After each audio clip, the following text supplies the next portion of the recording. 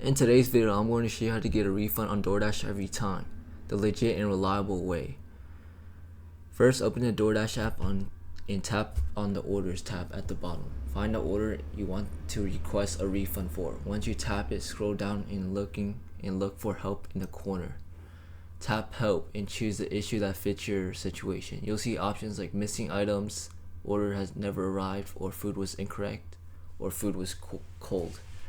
Then Doordash will ask you to describe the issue. Be clear and direct. For example, my fries and drink were missing from the order.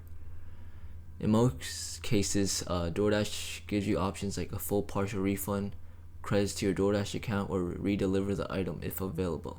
Choose the one that works best for you. If you had multiple issues recently, they may offer credits instead of cash, but either way it works. If the app doesn't approve your requests, or if you're not satisfied with the solution, go to support.doordash.com and contact customer support directly via chat or email. Be polite.